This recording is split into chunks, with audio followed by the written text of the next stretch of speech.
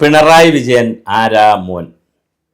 കേരള രാഷ്ട്രീയത്തിൻ്റെ കിങ് പിനാണ് അദ്ദേഹത്തെ അങ്ങനെ നമുക്ക് എഴുതി തള്ളാൻ വരട്ടെ.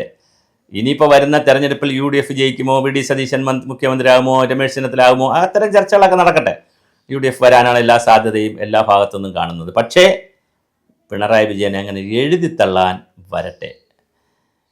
പിണറായിയിലുള്ള ആദ്യത്തെ കേസ് മുതൽ അദ്ദേഹത്തിൻ്റെ കുടുംബത്തിലെ അദ്ദേഹത്തിൻ്റെ ജ്യേഷ്ഠൻ പിണറായിയിലൊരു തീവെപ്പ് കേസുമായി ഒരു സംവിധാനത്തിന്, ഞാൻ അതിൻ്റെ വിശദാംശങ്ങളിലേക്ക് പോകുന്നില്ല, പഴയ ഇത് കുത്തിപ്പൊക്കെ എടുക്കുന്നത് ശരിയല്ല. അവിടെ ഒരു തീവെപ്പ് കേസുമായി ബന്ധപ്പെടുത്തി പിണറായി വിജയനെയും ചേട്ടനെയും ഒക്കെ അറസ്റ്റ് ചെയ്തു. അന്ന് പിണറായി വിജയൻ തലശ്ശേരി സ്റ്റേഷനിൽ അറസ്റ്റിലായപ്പോൾ പിണറായി വിജയനെ എതിരെ അന്ന് കേസ് കൊടുത്ത അന്നത്തെ തലശ്ശേരി SP ആയിരുന്ന ആളാണ് പിന്നെ അജിത് ഗോവൽ എന്ന് പറയുന്ന നമ്മുടെ പ്രധാനമന്ത്രിയുടെ അഡ്വൈസറായിട്ടൊക്കെ പോയിട്ടുള്ളത്, ഇപ്പോഴും അഡ്വൈസറായിട്ടിരിക്കുന്നത് അദ്ദേഹം. അവിടെ കേഡറിലായിരുന്നു അന്ന് കേഡറിലും ഉണ്ടായിരുന്നു കുറച്ചു കാലം SP ആയിട്ട്.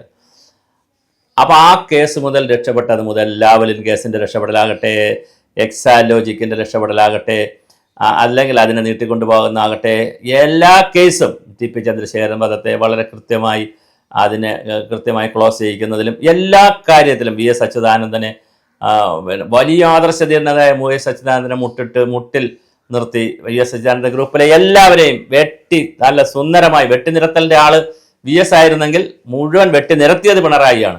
അങ്ങനെ പാർട്ടിയെ കയ്യിലെടുത്തു, ഗ്രൂപ്പിനെ കയ്യിലെടുത്തു. കഴിഞ്ഞ മന്ത്രിസഭ വന്നപ്പോൾ അവിടെ അല്പമെങ്കിലും ഷൈൻ ചെയ്തിട്ടുള്ള 3 മന്ത്രിമാരുണ്ടായിരുന്നു. G സുധാകരൻ, തോമസ് ഐസക്ക്, പിന്നെ അതുപോലെ തന്നെ ശൈലജ ടീച്ചർ. 3ൻ്റെയും കൂമ്പരിഞ്ഞു, തല വെട്ടിക്കളഞ്ഞു. 3നോടും പറഞ്ഞു ഇനി മത്സരിക്കേണ്ടെന്ന് പറഞ്ഞു. പക്ഷേ ശൈലജ ടീച്ചർ മത്സരിച്ചു. പക്ഷേ അവർ മത്സരിച്ചെങ്കിലും അവർക്ക് മന്ത്രിസ്ഥാനം കൊടുത്തില്ല. അങ്ങനെ വലിയ തന്ത്രജ്ഞനായിപ്പോയ ചാണക്യതന്ത്രം പ്രയോഗിക്കുന്ന പിണറായി വിജയൻ ഇപ്പോൾ വീണ്ടും ആ ചാണക്യതന്ത്രം വിജയിച്ചിരിക്കുന്നു. തൻ്റെ കൂടെയുള്ള മന്ത്രിയായ റോഷി അഗസ്റ്റിനെ പൊക്കി. റോഷി അഗസ്റ്റിനെ പൊക്കിയത് എന്ത് വല്ല ട്രാപ്പാണോ ഫയൽ വഴിയാണോ എന്താണ് പൊക്കിയതെന്നറിയില്ല. എന്താണ് റോഷിയെ പൊക്കി സ്റ്റാൻഡിൽ എയറിൽ നിർത്തി. അപ്പോൾ റോഷിക്ക് സ്വാധീനിച്ചുകൊണ്ടതിന് ഒന്നുകിൽ ഞങ്ങൾ പിളരും അല്ലെങ്കിൽ LDFിൽ നിൽക്കണം എന്നൊരു വാദം റോഷിക്ക് വയ്ക്കേണ്ടി വന്നു എന്നാണ് അറിയുന്നത്. അതുകൊണ്ടാണ് മാണി കോൺഗ്രസിൻ്റെ തീരുമാനം വന്നു, ജോസ് കെ മാണിയുടെ തീരുമാനം വന്നു. ജോണി നെല്ലൂരും ജോസ് കെ മാണിയും റോഷി അഗസ്റ്റിനെല്ലാം പറഞ്ഞു ഞങ്ങൾ LDFിൽ പാറ പോലെ ഉറച്ചു നിൽക്കും. അങ്ങനെ പാറ പോലെ ഉറച്ചു നിന്നില്ലെങ്കിൽ മഞ്ഞ് പോലെ ഉരുകിപ്പോകാൻ അല്ലെങ്കിൽ മെഴുക് പോലെ കത്തിച്ചുരുക്കി കളയാൻ പിണറായിക്ക് അറിയാം എന്നുള്ളതാണ് കേരള രാഷ്ട്രീയം ഇന്ന് നൽകുന്ന പാഠം. വളരെ രസകരമാണ് ആ പാഠം. അതായത് 25 സെൻറ്റ് സ്ഥലം കവടിയാറിൽ KM മാണി പഠന കേന്ദ്രത്തിന് കൊടുത്തു. 1ാമത്തെ ചെക്ക് വെച്ചു പിണറായി വിജയൻ. നമ്പർ 2 എന്ന് പറയുന്ന ചെക്കാണ്. അതാണ് 1ാമത്തെ ചെക്ക്. ശരിക്കും ഈ മാണിക്ക് പഠന കേന്ദ്രത്തിന് കൊടുത്തത് 2ാമത്തെ ചെക്കാണ്. 1ാമത്തെ ചെക്ക് വച്ചത്, 1ാമത്തെ കരു നീക്കിയത് റോഷി അഗസ്റ്റിനെ ട്രാപ്പ് ചെയ്തു. അത് ഏതിൻ്റെ പേരിലാണ്? ഏതെങ്കിലും ഫയലിൻ്റെ പേരിലാണോ, അതോ ഏതെങ്കിലും തീരുമാനങ്ങളുടെ പേരിലാണോ, അതോ എന്തോ സംതിങ് റോങ് സംവെയർ. എന്തായാലും റോഷിയെ ട്രാപ്പ് ചെയ്തു. റോഷി അഗസ്റ്റിൻ അതിനകത്ത് വീണു. അദ്ദേഹം ശക്തമായി പിണറായിയുടെ കൂടെ നിൽക്കണം, അല്ലെങ്കിൽ അദ്ദേഹത്തിൻ്റെ പൊളിറ്റിക്കൽ കരിയർ ഉൾപ്പെടെ പോകും, അത് കേരള കോൺഗ്രസിന് മൊത്തത്തിൽ ബുദ്ധിമുട്ടുണ്ടാക്കുമെന്ന് പറഞ്ഞ് വേറെ രൂപത്തിലേക്ക് കഥ മാറി. ആ കഥ മാറിയതിൻ്റെ ബാക്കി പത്രത്തിൻ്റെ ഔപചാരികമായൊരു തീരുമാനം മാത്രമാണ് കോട്ടയത്ത് സ്റ്റിയറിംഗ് കമ്മിറ്റി എടുത്തത്. ഈ സ്റ്റിയറിംഗ് കമ്മിറ്റിയെ സ്റ്റിയർ ചെയ്തത് ജോസ് കെ മാണിയല്ല, അധ്യക്ഷം വഹിച്ചതും ജോസ് കെ മാണിയല്ല, അധ്യക്ഷം വഹിച്ചത് പിണറായി വിജയനാണ്. വ്യാസൻ്റെ ചിരി എന്ന് പറയുന്നത് പോലെ പിണറായിയുടെ ചിരി ഒരു ഒന്നൊന്നര ചിരിയാണ്. അവന്മാരവിടെ മീറ്റിംഗ് കൂടി, അല്ല അവർ കുറേ ആളുകൾ ചായയൊക്കെ കുടിച്ച് മീറ്റിംഗൊക്കെ കൂടി വീണ്ടും നിൽക്കുന്നിടത്ത് തന്നെ നിൽക്കാം എന്ന് പറഞ്ഞ് ഇറങ്ങിയിരിക്കുന്നു. അവർ ഔപചാരികമായി ആ മീറ്റിംഗ് കൂടി അങ്ങ് തീരുമാനിച്ചു എന്നേ ഉള്ളൂ, നമ്മൾ LDFിൽ തന്നെ പാറ പോലെ ഉറച്ചു നിൽക്കാമെന്ന്. അങ്ങനെ ഉറച്ചില്ലെങ്കിൽ ഞാൻ പറഞ്ഞതുപോലെ മെഴുകുതിരി കത്തിക്കും പോലെ, അല്ലെങ്കിൽ മണൽ കൂമ്പാരം പോലെ, അല്ലെങ്കിൽ പിന്നെ മഞ്ഞുരുകുന്ന പോലെ മുഴുവൻ ഉരുക്കിക്കളയും എന്നുള്ള ഭീതി കൂടി ഉണ്ടായോ എന്നൊരു സംശയം വ്യാപകമായി കറങ്ങുന്നുണ്ട്.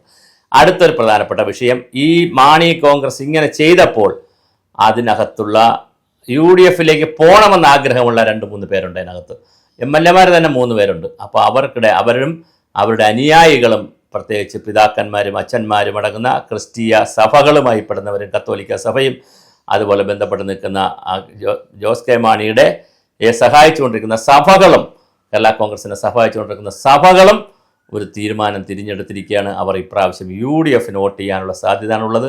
അത് 2 കാരണങ്ങൾ കൊണ്ടാണ്. ഒന്ന്, പിണറായി വിജയനോടുള്ള എതിർപ്പും അതുപോലെ ജോസ് കെ മാണിയുടെ ഈ തീരുമാനത്തോടുള്ള എതിർപ്പും വരാൻ സാധ്യതയുണ്ട്. അതുകൊണ്ട് ജോസ് കെ മാണിക്ക് സംഘത്തിനും ഇനി അടുത്ത ദിവസങ്ങളിൽ എങ്ങനെയാണ് ഈ എടുത്ത തീരുമാനത്തെ തൻ്റെ സഭകളിലും താഴേക്കും അണികളിലുമൊക്കെ കുത്തിവെച്ച് അവരെ കൂടെ നിർത്താൻ കഴിയുക എന്നുള്ളത് വലിയൊരു ഹിമാലയൻ ചോദ്യമാണ്. അതുകൊണ്ട് തന്നെ ജോസ് കെ മാണിയെ ട്രാപ്പ് ചെയ്തു എന്ന് റോഷി അഗസ്റ്റിൻ വഴി ജോസ് കെ മാണിയെ ട്രാപ്പ് ചെയ്തു എന്നൊരു ഫീൽ കേരള സമൂഹത്തിൽ വന്നിട്ടുണ്ട്.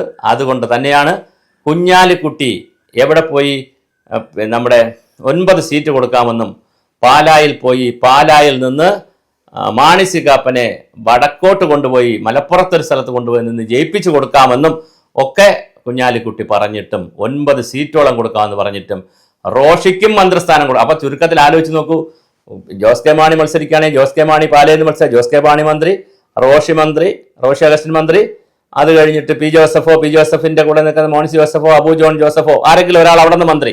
അപ്പോൾ അത്രയും മന്ത്രിമാരെ കേരള കോൺഗ്രസ് 3 മന്ത്രിമാരെ കേരള കോൺഗ്രസ് 2-നുമായിട്ട് കിട്ടുമായിരുന്നു. പക്ഷെ അതത്രയും മോഹവാഗ്ദാനങ്ങളൊക്കെ UDF കൊടുത്തിട്ടും സണ്ണി ജോസഫ് ചർച്ച ചെയ്തു, അടൂർ പ്രകാശ് ചർച്ച ചെയ്തു, MM ഹസൻ ചർച്ച ചെയ്തു.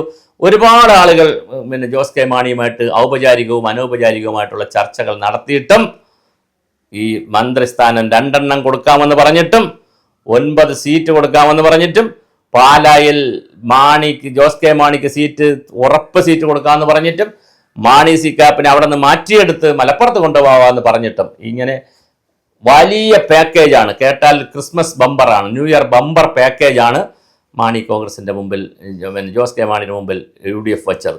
അതിൽ പോലും അവർ കൊത്തിയില്ല എന്ന് പറഞ്ഞാൽ മാത്രമല്ല, പിന്നെ അച്ഛന്മാരുടെ പിന്തുണ, വലിയ പിന്തുണയാണ് അച്ഛന്മാരുടെ പിന്തുണ UDF ഉറപ്പിച്ചത്. അതും കോൺഗ്രസ് ഒക്കെ ഉറപ്പിച്ചിട്ടാണ് ഈ ഇതിലിറങ്ങിയത്. പക്ഷേ ഈ കച്ചവടത്തിൽ ഒരു തോറ്റ കച്ചവടമാണ് LDF കൂടെ നിൽക്കാം എന്ന് പറഞ്ഞ് ഇപ്പോൾ UDF ചെയ്തിരിക്കുന്നത്, ഈ മാണി കോൺഗ്രസ് ചെയ്തിരിക്കുന്നത്. പക്ഷേ ഒരു പ്രശ്നം, ആദ്യം നിലനിന്നിട്ടല്ലേ കച്ചവടമുള്ളൂ എന്നൊരു ചോദ്യമുണ്ട്. അവരെ കൊങ്ങയ്ക്കാണ് കയറി പിണറായി വിജയൻ കൃത്യമായി കത്തിവച്ചിരിക്കുന്നത്.